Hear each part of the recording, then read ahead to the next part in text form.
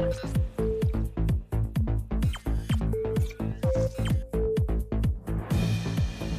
ہم دیکھتے ہیں کہ یہ جو تحریک چلی تھی، میں تو یہ سمجھتا ہوں کہ اس کا آخری جو اینٹ، وہ جب خلافت عثمانیہ کا اختتام ہوا تو وہ آخری اینٹ بھی وہاں سے نکال دی گئی. اس کے بعد پھر اب بنیادی طور پہ جو وہ نظام چلا تھا خلافت کا، اسلام کا، تو وہ بالکل ختم ہو گیا. اب اس کے بعد دوبارہ سے کوششیں کی جا رہی ہیں کہ اس اسلامی نظام کا نفاذ کیا جائے. تو وہاں پر جو کشمکش پیدا ہوئی، ہم دیکھتے ہیں یورپ کی تاریخ کو اٹھا کے دیکھتے ہیں، وہاں پر جو بنیادی مسئلہ یہ ہوا کہ وہاں کی جو مذہبی تحریکیں تھیں اور جو جدید سیکولر تحریکیں تھیں، ان کے اندر مسئلہ یہ آ رہا تھا کہ وہ انوینشنز کی طرف جا رہے تھے اور وہ اس کو اپنے مذہب کے منافی سمجھتے تھے. تو ایک کشمکش پیدا ہوئی، اور وہ ایسی کشمکش تھی کہ اس کے اندر مذہب جو ہے وہ اپنا وجود برقرار رکھ سکتا ہی نہیں تھا. لیکن اسلام کے اندر تو بہت زیادہ توسع ہے. اسلام جو ہے وہ ہر ایک نئی چیز کو قبول کرتا ہے، اس کے اصول ہیں، بس اصولوں کے مطابق ہو. لیکن آفٹر دیٹ ہم دیتے ہیں کہ جو خلافت عثمانیہ کی بھی اگر ہم بات کریں تو جو یہ کشمکش، سیکولر کشمکش اور مذہبی کشمکش پیدا ہوئی، یہ کیا وجہ بنی اس کی؟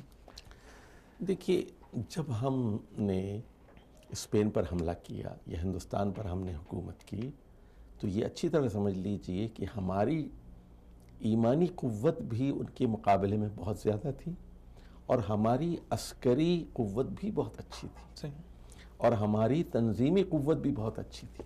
اگرچہ کہ ہم زوال یافتہ دور میں تھے، وہ بات نہیں تھی جو خلفائے راشدین کے زمانے میں تھی، اس کے باوجود ہم غالب تھے.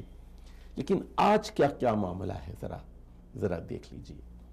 ایک تو گزشتہ 300 سالوں میں، یعنی 1700 عیسوی کے بعد، فرانسیسی انقلاب کے بعد، امریکہ ایک نئی دنیا کی حیثیت سے دنیا میں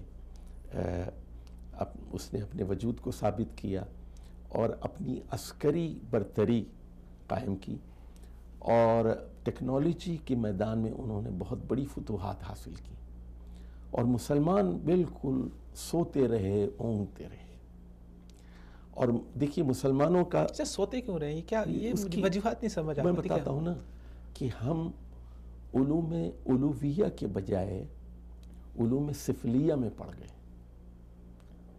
دیکھیے نالج دو قسم کی ہوتی ہے، ایک ہائر نالج ہوتی ہے، ایک لوور نالج ہوتی ہے. تو مسلمانوں کے دو ہائر نالج کیا ہے؟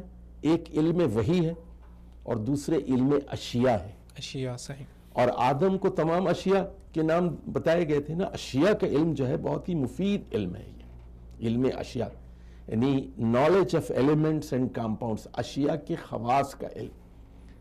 اس کے برخلاف ہم علم جفر میں، جادو میں، علم اعداد میں، نیمرولوجی میں، توہمات میں، سپرسٹیشنز میں، ازمپشنز میں پڑ گئے. اور آپ جائیے پاکستان کی مثال لے لیجئے، آپ یا عرب ممالک کی مثال دیجئے، ہر طرف آپ کو پاکستان میں کشمیر سے لے کے کراچی تک کون سے اشتہار نظر آتے ہیں آپ کو؟ بنگالی بابا کے اشتہار نظر آتے ہیں. تو آپ کو قرآن کی کوئی دعوت نہیں ملے گی، حدیث کی کوئی دعوت نہیں ملے گی، کوئی اچھا. پھر نظام تعلیم ہمارے ہاں اتنا گھٹیا اور فرسودہ ہے. استاد ہمارا سوال کرنے سے منع کرتا ہے. نہ ہم قرآن میں سوال کر سکتے ہیں، نہ حدیث کی کلاس میں سوال کر سکتے ہیں، نہ فزکس کی کلاس میں سوال کر سکتے ہیں، نہ کیمسٹری کی کلاس میں سوال کر سکتے ہیں. تو بچہ سوچتا ہی نہیں نئی چیز کیا بنائے گا. تو نہ تو ہم نے موبائل بنایا، نہ کمپیوٹر بنایا، نہ جو ہے ہم نے ہوائی جہاز بنایا. اب ہم مقلد ہیں، ہر چیز میں مقلد ہیں. اجتہاد کو حرام کر دیا گیا. تو یہ اجتہاد صرف دینی معاملے میں اور فقہ میں نہیں تھا، بلکہ یعنی پوری ایک سوچ تھی. یعنی علامہ اقبال نے کہا نا کہ جہاں نے تازہ کی افکار تازہ سے ہے نمود، کہ سنگ و خشت سے ہوتے نہیں جہاں پیدا. اب یہاں پیٹرول کی دولت آپ دیکھ رہے ہیں، لیکن یہاں کوئی نیو آئیڈیا نہیں ہے، کوئی جہان تازہ نہیں ہے، کوئی افکار تازہ نہیں ہے. یہ صرف کیا ہے؟ یہ اونچی اونچی عمارتیں آپ بنا رہے ہیں، کوئی سوچنے والا نہیں ہے، کوئی ان کے پاس اوریجنل تھنکر نہیں ہے، کوئی دانشور نہیں ہے، کوئی ان کی اپنی ایجاد نہیں ہے. صحیح بات. تو یہ پورا یعنی ہمارے زوال کا بنیادی سبب اجتہادی قوتوں کی موت ہے اور تقلید کی حکمرانی ہے. صحیح. اور یہ سائنس کے میدان میں بھی تقلید، انجینئرنگ کے میدان میں بھی تقلید، اور فقہ میں بھی تقلید. یہ ہمارے زوال کا بنیادی سبب. اچھا، آپ نے فرانسیسی انقلاب کی بات کی. فرانسیسی انقلاب کے بعد جو ایک بہت بڑا انقلاب آیا اس خطے کے اندر رونما ہوا، وہ ایران کا انقلاب تھا. اور اس نے ایران کے تختہ ہی بدل کے رکھ دیا. اس انقلاب کو کیا دیکھتے ہیں آپ, کس نظر سے دیکھتے ہیں؟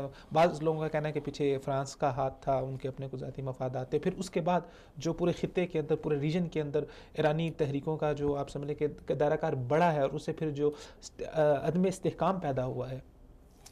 دیکھیے جب یہ انقلاب 80 کی دہائی میں رونما ہوا, بلکہ 70 سے ہی اس کی سنگن ہو رہی تھی, اور یعنی 75, 76, 77 میں یہ اپنے عروج پر تھا, تو اس سے بہت اچھی توقعات وابستہ تھی. اور اس کی وجہ یہ تھی کہ یہ بادشاہت کو چیلنج کر رہے تھے اور اس پورے نظام کو چیلنج کر رہے تھے. اور یہ تاثر دیا گیا, اس وقت میں امریکہ میں ہوتا تھا, اور کچھ لوگ وہ ہمارے جاننے والے اور دوستوں میں سے بھی تھے. تو لیکن پھر ہوا یہ کہ وہ پھر ایک اسلامی انقلاب کے بجائے وہ ایک شیعہ انقلاب ہو گیا, اور پھر اس نے فرقہ پرستی کو ہوا دینی بھی شروع کر دی, اور پھر اس کو ایکسپورٹ کرنا شروع کر دیا. اور مغرب یہ چاہتا تھا کہ ایران کو قوت پہنچائی جائے, کیونکہ ایران ان کے خیال میں ایک بفر زون ہے, وہ جو روس کی آزاد ریاستیں اور افغانستان اور پاکستان, اور ادھر عراق اور شام اور ترکی اور سعودی عرب کے درمیان ایران ایک جو ہے ایک جزیرہ ہے. تو اس جزیروں کو برقرار رکھنا, اس بفر زون کو برقرار رکھنا, یہ مغرب کی انٹرسٹ میں تھا, اس کی مفاد میں یہ بات تھی. اس لیے میرا یہ خیال ہے کہ کبھی ایسا نہیں ہوگا کہ مغرب بظاہر ایران سے متصادم نظر آئے گا, لیکن ہمیشہ وہ اس کا حلیف رہے گا. اور مغرب